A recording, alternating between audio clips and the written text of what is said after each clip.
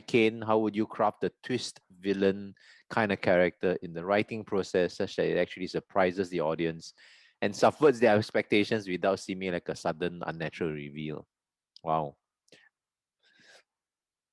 It surprises the audience as the expectations without seeming like a sudden or unnatural reveal. Right? Usually when that happens, when it's unnatural, it's because the writer hasn't created enough setup or enough clues for you to unravel it on your own. So a good twist, in my view, is one where if you look back at the story, you could have pieced it together, actually. You could have pieced it together and you could have figured it out on your own.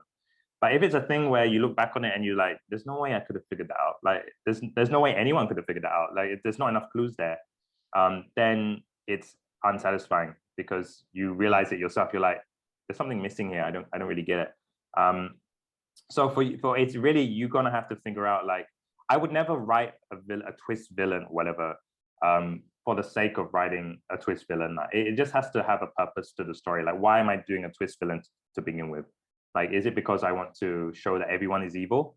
Like, even a little granny could be an evil person. I don't know. Like, if that's the point, then sure, like, you're gonna have to put clues along the way. So typically, like, that's the effect that you want. Go back on your story and start to plant things. And usually that happens with the rewriting phase, right? It will happen in your first draft will be awful, right? Just admit it, accept it, embrace it. Like, my first draft is always awful. My second draft is usually pretty bad. But my third draft and my fourth draft, yeah, it starts to get better and better. It starts to get all right. Yeah, I can see something here.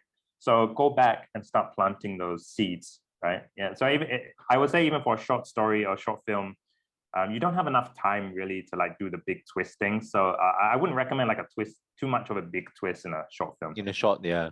Because you just don't have enough time to be like, wow, this is a big twist. Like, you haven't spent enough time with the characters to begin with to warrant that.